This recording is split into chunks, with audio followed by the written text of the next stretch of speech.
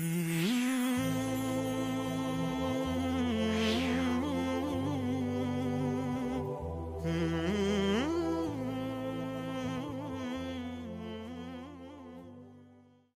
الله والصلاة والسلام على رسول الله وعلى آله وصحبه أجمعين وأما بعد السلام عليكم ورحمة الله وبركاته ተመልካቾቻችን ዛሬ ለየት ባለ ፕሮግራም ነብያችን መሐመድ ሰለላሁ ዐለይሂ ወሰለም በመጽሐፍ ቅዱስ ውስጥ በሚል ልዩ ርዕስ ይዘንላችሁ ቀርበናል።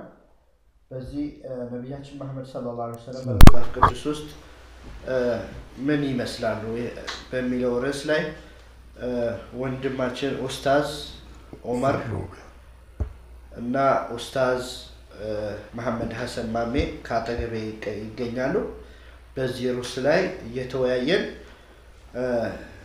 በተለይ ነብዩ መሐመድ ሰለላሁ ዐለይሂ ወሰለም መጽሐፍ ቅዱስ ውስጥ ያላቸው ቦታና ስለሳቸው የተነገረ እንደውም በመካ ለካዕባ የተለያዩ አንቀጾችን አንስተን የምንወያይ ይሆናል።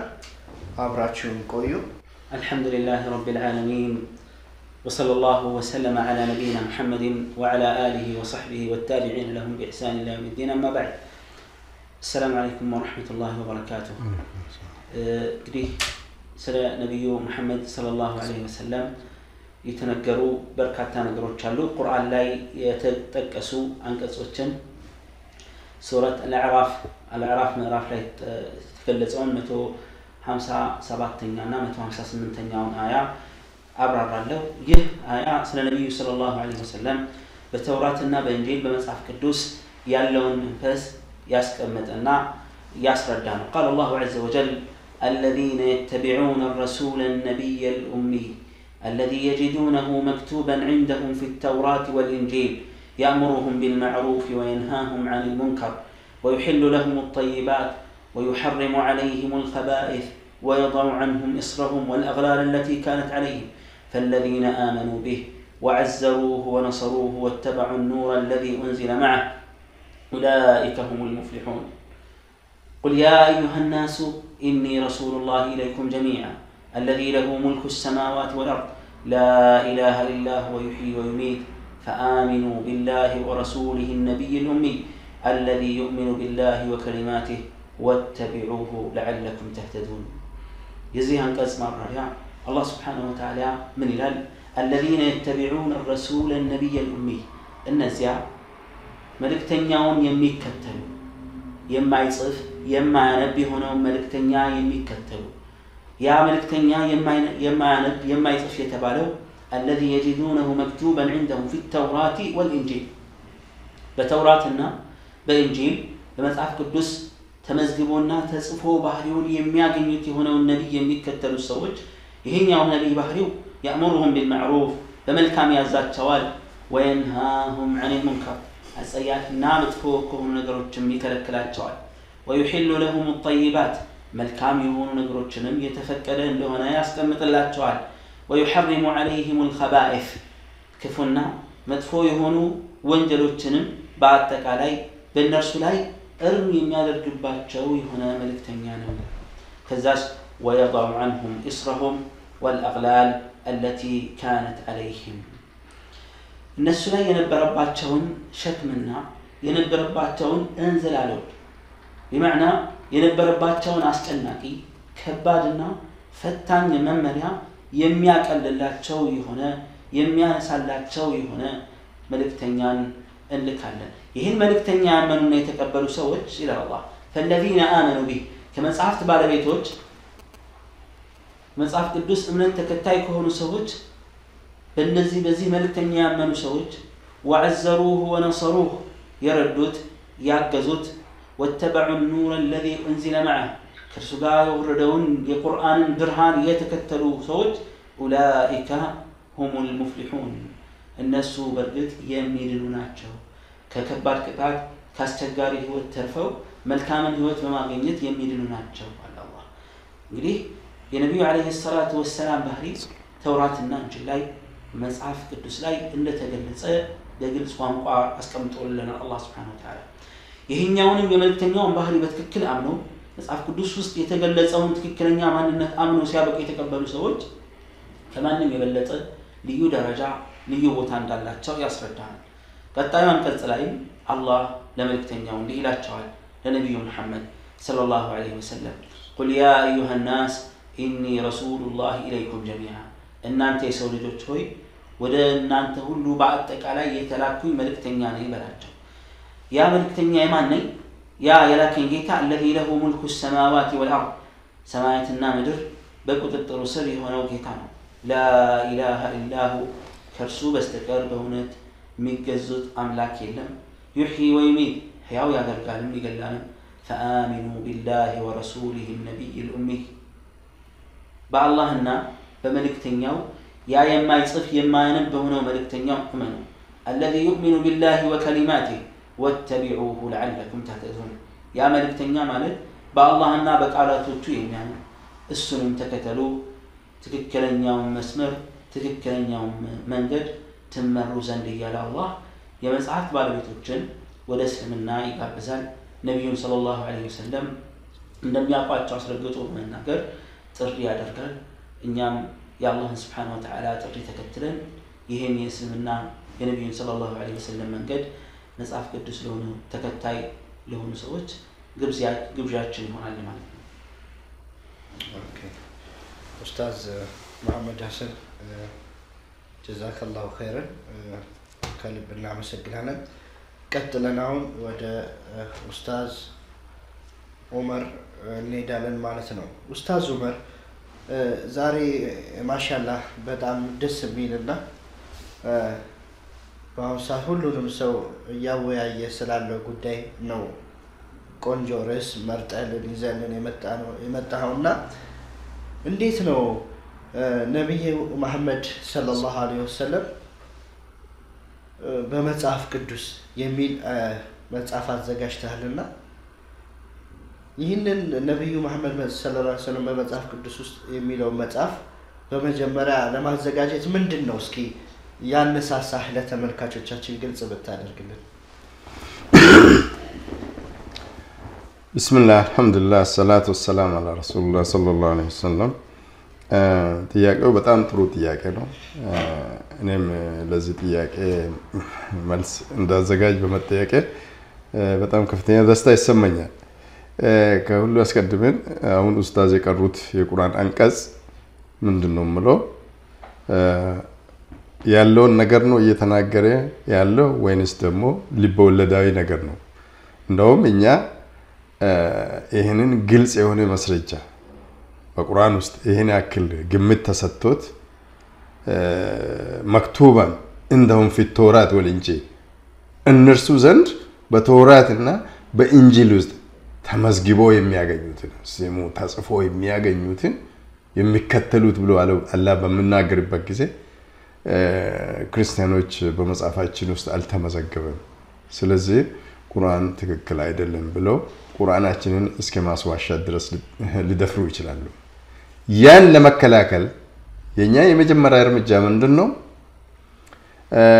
እኔ አይደለሁም ዓሊሞች እኔ ዓሊም አይደለሁም ባይ ዘ ዌይ ስኮላርስ ወይንም ዓሊሞች ምሁራን በትክክል ከመጀመሪያው የመጽሐፍ ቅዱስ ገጽ ጀምሮ እስከ መጨረሻው የመጽሐፍ ቅዱስ ገጽ ድረስ ጥናት አድርጎ ተጨባጭ የሆኑ መስረጃዎችን ነብያችን አለይሂ ሰላቱ ወሰለም በስም በሂብሩ መጽሐፍ ውስጥ በስም እስከ መጠቀስ ድረስ የሚደርስ ግኝት ላይ ደርሷል።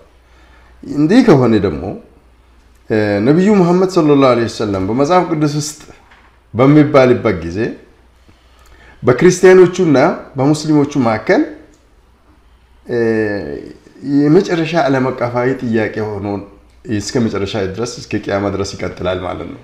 ምክንያቱም ክርስቲያኖቹም ከተቀበሉ አሁን ኡስታዝ እንደነገሩን ይመሩበታል ይድኑበታል፣ ካልተቀበሉ ደግሞ በእነርሱ ላይ ምስክር ይሆናል።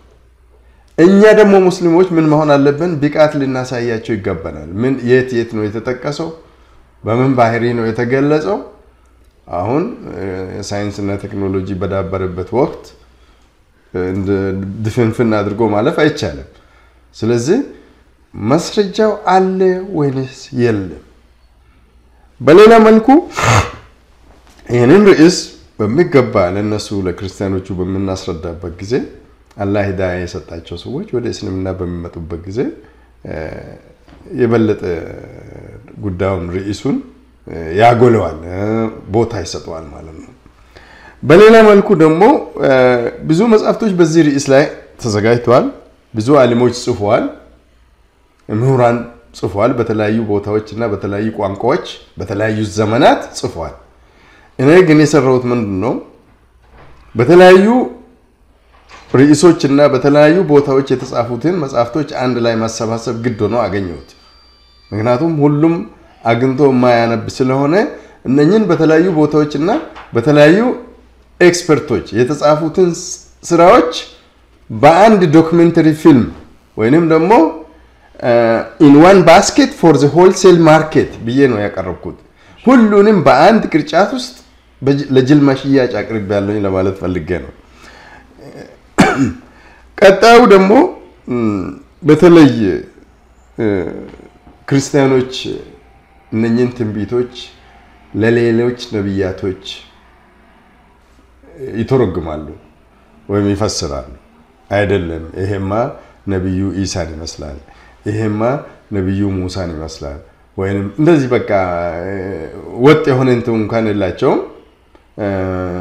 መስረጃ አቅርበን ይሄ እኮ ነብዩ ኢሳን አይመለከትም አለይሂ ሰላም ምክንያቱም እንዲ ያሉ ናቸው የሳቸው ባህሪ እንዲ ነው ስለዚህ ይሄ ነብዩ መሐመድን አለይሂ ሰላቱ ሰላም ይመለከታል ብንል አይ በቃ ኢሳንን ባይመለከት እሺ ሌላ ነብይ ይመጣል ወይም ሌላ ነብይ ነው ብሎ ለማጥባስባስ የሚፈልጉ ስለሆነ ለነርሱ በትክክል አስረግጠን ልንነግራቸው ይገባናል እንደውም ካነበብኩት መጽሐፍና እዚህ መጽሐፍ ውስጥ ከተጠቀሱት ጉዳዮች አንዱ ስለ ትንቢተ ኢሳይያስ 42 ላይ በቁርአን በመጽሐፍ ቅዱስ ውስጥ ትንቢተ ኢሳይያስ 42 በሙሉ መነበብ አለበት በሙሉ ከተነበበ ደግሞ እዛ ውስጥ የተጠቀሱት ጉዳዮች በሙሉ ለኛም ግልጽ ሊሆኑልን ይገባቸዋል ለክርስቲያኖችም ግልጽ ሊሆኑላቸው ይገባቸዋል እዛ ላይ ኢብን ቀይም ረሂመሁላህ ምንድነው ብሎ የጻፉት ለማሆኑ ትንቢተ ኢሳይያስ 42 የሰው ልጅ በሙሉ በአለም ላይ ያለው ህዝብ በሙሉ ቢሰበሰብና ይሄ ትንቢት ሌላ ነብይ ይመለከታል ቢል በፍጹም ትክክል አይሆንም ከሙሐመድ ኢብን አብዱላህ አለይሂ ሰላቱ ሰላም በስተቀር ብሎ መረጃቸውን አስቀምጠዋል በሌላ በኩል ደግሞ የመጽሐፉንም ስርጭት በዚህ ዙሪያ መጽሐፉ በደንብ እንዲሰራጭ ስለፈለኩኝና ሌሎች ኤክስፐርቶች ወይንም ደግሞ ሌሎች ምሁራን ደግሞ የበለጠ ለመስራት እንዲችሉ ይህንን መጽሐፍ ለማዘጋጀት በጣም ተነሳስቻለሁ ያነሳሰኝ ጉዳይ ሌላው በተለይ በስተመጨረሻም ብዙ ውይይት በመናካሄድበት ጊዜ ከክርስቲያኖቹ ጋር ብዙ ውይይት በመናካሄድበት ጊዜ የታለ መሐመድ ብለው በስም ይምጣልን ብሎ ይጠይቃሉ የታለ በስም ይምጣልን በስም አልተጠቀሰማ አንተ እንደዚህ የምታቀርበው ማብራሪያ ነው እንጂ በስም የለም ብሎ የሚከራከሩ ሰዎች አሉ ለዛም ደግሞ አሁን በአሁኑ ዘመን በዶክተር ዛኪር ናይክ ግኝት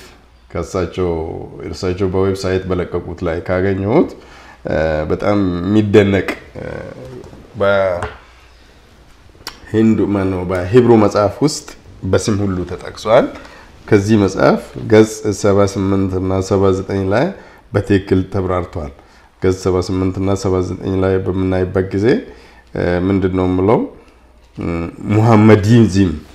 ሙሐመዲዝም ብሎ አስቀምጦታል ለምንድነው ዲዝም የተጨመረበት የሚለውንም ዶክተር ዛኪር ናይክ ሲያብራሩ መጀመሪያ ጥቅሱን መኃልየ ሰለሞን ምዕራፍ 5 ቁጥር 16 ላይ ነበር የተጠቀሰው በሂብሩ ላይ ማንኛውም ጎግል የሚጠቀም ሰው ሙሐመድ በስም ተጠቅሷል ወይ በሂብሩ መጽሐፍ ብሎ በጎግል ላይ ጠቅ ቢያረግ ይሄንኑ የሂብሩን እንትን ያመጣና ሙሐመዲም ይላል ዲም የሚለው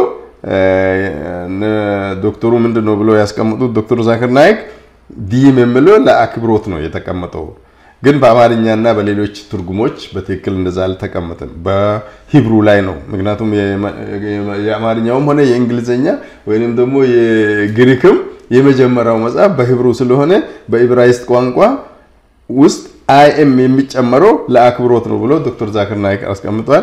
በአማርኛ ግን አፉ እጁ ጣፋጭ ነው እርሱም ፈጽሞ ያማረ ነው እናንተ የኢየሩሳሌም ቆነጃጅት ሆይ ውዴ ነው ባልንጀራዬ ይህ ነው ብሎ አላህ እንደዚህ ሲያደርግ ራሱ ነብዩን አለይሂ ሰላቱ ወሰለም በሚያወድስ መልክ ነው የተተረጎመው።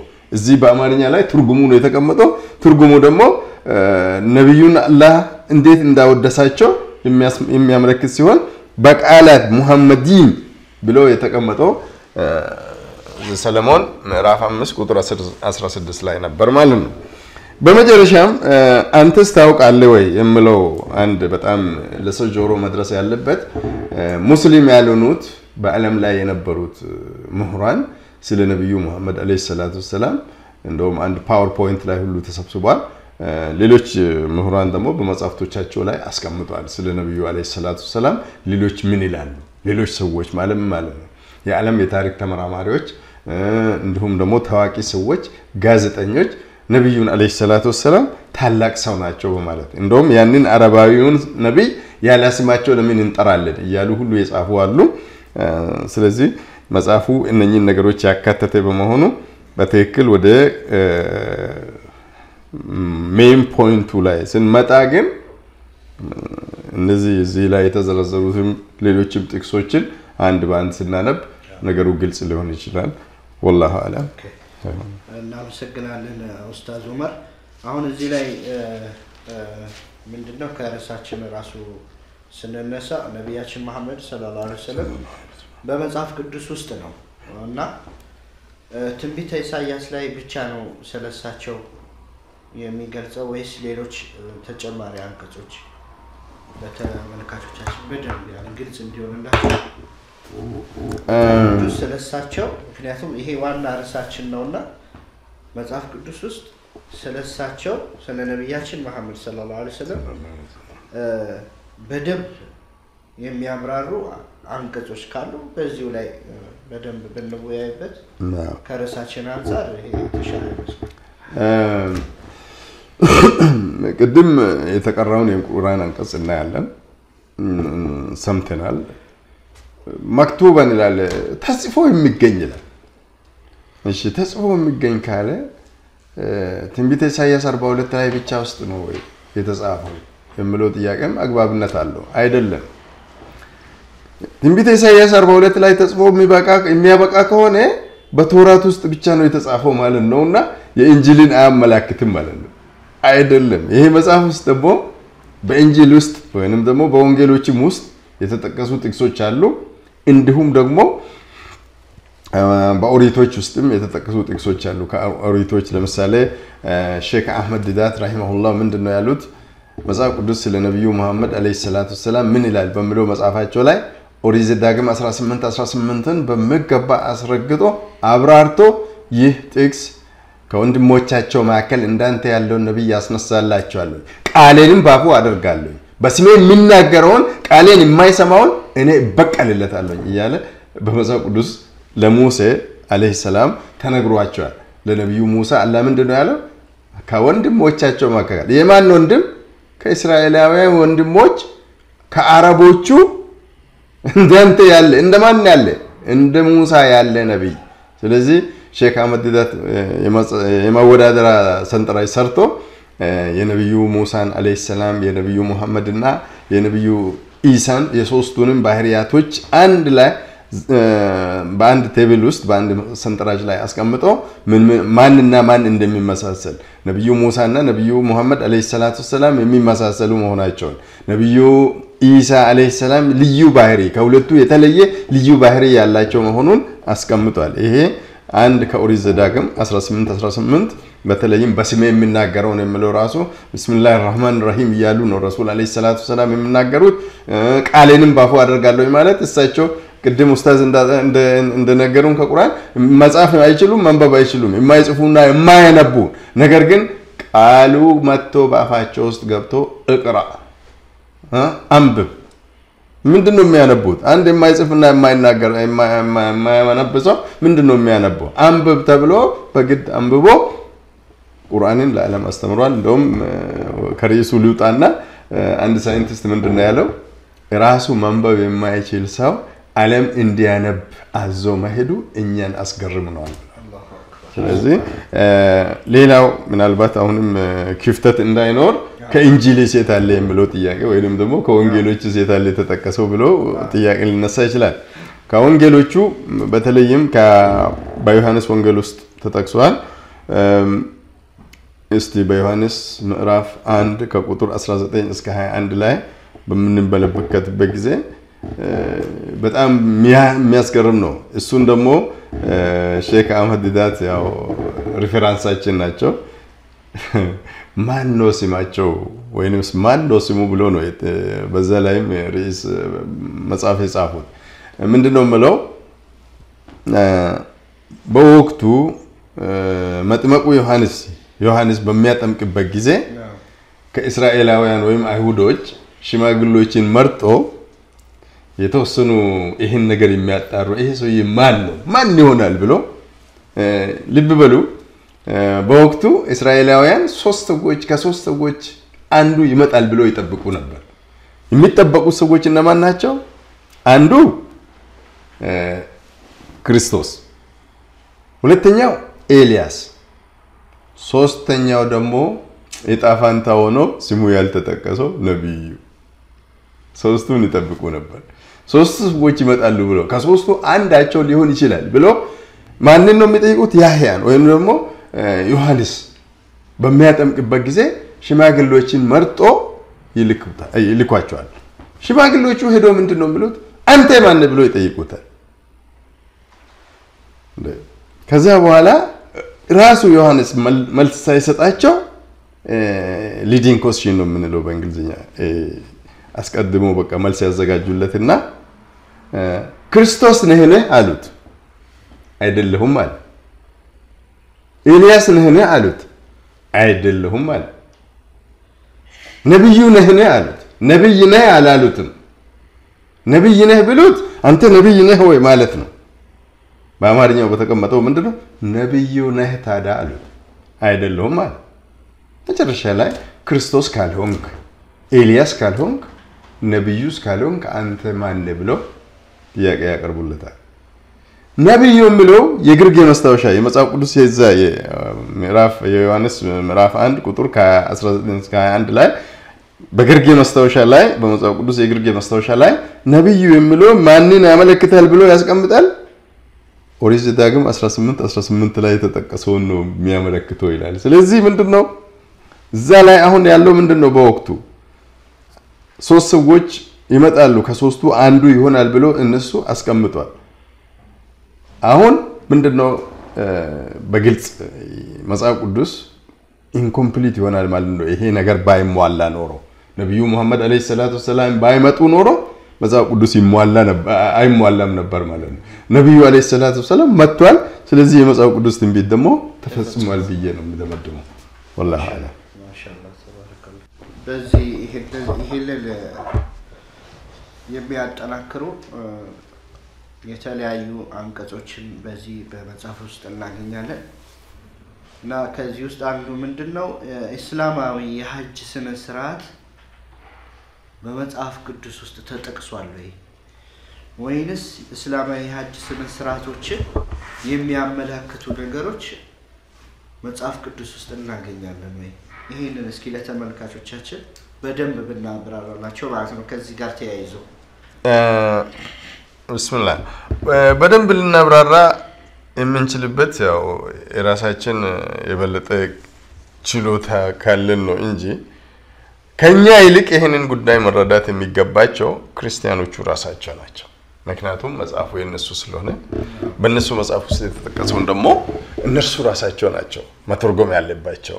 ሲተረጉሙ ግን ቀጥታ ትርጉም ካልሰጡ እኛ ደግሞ ቀጥ አድርገን እንይዛቸዋለን ወደ ሐቁ እንዲመጡ ማለት ነው። እስላማዊ የሐጅ ስነ ስርዓት በመጽሐፍ ቅዱስ ብዬ ያቀረብኩት በጣም በሚገርም ሁኔታ በትንቢተ ሕዝቅኤል ምዕራፍ 40 ከ40 እስከ 47 ውስጥ በጣም በሚገርም ሁኔታ ሰዎች ምን አይነት ልብስ ለብሶ እግዚአብሔርን እንደሚያገለግሉ ለአገልግሎት በሚሄዱበት ጊዜ ምን አይነት ልብስ እንደሚለብሱ ከዛ ደግሞ አገልግሎቱን ሲጨርሱ ደግሞ ያንን ልብስ ምን ማውለቅ እንዳለባቸው በጣም በሚገርም ሁኔታ ተቀምጧል። ይሄንን ማንም ሰው ትንቢተ ሕዝቅኤልን በቀላሉ ማንበብ ይችላል። ወደ መቅደሱም ይገባሉ ያገለግሉኝም ዘንድ ወደ ገበታዬ ይቀርባሉ ሥርዓቴንም ይጠብቃሉ ይላል። ይሄ 44 ከ16 እስከ 17 ነገር ግን የእስራኤል ልጆች ከኔ ዘንድ በሳቱ ጊዜ እስራኤላውያን ከአላህ ዘንድ በጠፉ ጊዜ ወይንም ከአላህ ወዳጅነት በሳቱ ጊዜ ይላል የመቅደስን ሥርዓት የጠበቁ የሳዶቅ ልጆች ሌዋውያን ካህናት ያገለግሉኝ ዘንድ ወደኔ ይቀርባሉ ስቡንም ደሙንም ወደኔ ያቀርቡ ዘንድ በፊቴ ይቆማሉ ይላል ጌታ እግዚአብሔር። በዚህ ክርስቲያኖች በአሁኑ ሰዓት ስብና ደም ደግሞ አያቀርቡም። ይሄን እናውቃለን። ምክንያቱም ኢየሱስ ክርስቶስ መስዋዕትነት ከሆነ በኋላ ያ ሁሉ ቀርቷል ብሎ ስለሚያምኑ ይሄ ትንቢት ደግሞ መቆም የለበትም። ምክንያቱም ተተንብዮአል። ሕዝቅኤል ማለት በተውራት ውስጥ ነው ወይም በብሉይ ኪዳን ውስጥ የተጠቀሰ ስለሆነ ጥቅሱ ደምና ስብ በአሁኑ ሰዓት በሙስሊሞች በመካ በካባ ለሐጅ በሚደረግበት ጊዜ ስቡንና ደሙን የሚያቀርቡት ሙስሊሞች ናቸው ማለት ነው። በጣም በሚገርም ሁኔታ የልብስ አለባበስ ሁኔታ ነው በራሳቸው ላይ ይላል። ይሄ ነው ሐጅ በተለይ አነጣጥረ የሐጅ ወይም የኡምራን ሁኔታ የሚያረጋግጥልን በራሳቸው ላይ የተልባ እግር መጠምጠሚያም ይሁን በወገባቸውም ላይ የተልባ እግር ሱሪ ይሁን የሚያወዛም ነገር አይታጠቁ ይላል። ኢህራሙ ማለት ነው። yes ምንም ነገር ማንም ሐጅ አድራጊ ወይንም ደግሞ ኡምራ የሚፈጽም ሰው ከራሱ ላይ ምንም አይለብስም። መሐረቡ እንኳን ከራሱ ላይ አይጠመጥም። ኮፊያም አያደርግም። ፓንት አያደርግም። ሱሪ አይደለም። ይሄ ታዲያ ሐጅ ብሎ የግድ መጻፍ አለበት? ያ ካልሆነ ይሄ የሐጅ ስርዓት እስላማዊ የሐጅ ስነ ስርዓትን አያመለክትም ብሎ ክርስቲያኖቹ መከራከራ የሚያመጡ ከሆነ እሺ በእናንተ የሃይማኖት ህግጋት ውስጥ እነኚህ ነገሮች እየተገበሩ ናቸው ወይ? መቼ ነው የሚተገበሩት? በየትኛው አመት በየትኛው ቦታ በምን አይነት አለባበስ ይሄንን ንገሩንና ከዛ በኋላ እንተረቃለን ብለን ማለት ነው። አዛው ቢላሂ ተውፊቅ። አሰላሙ አለይኩም ወራህመቱላሂ ወበረካቱ። ኢንሻአላህ ፕሮግራማችን አሁንም የቀጠለ ነው የሚሆነው። ባደል ቀሪ ከትንሽ ደቂቃ በኋላ ተመልሰን እንመጣለን። ሳትሩቅ ቆዩ ኢንሻአላህ።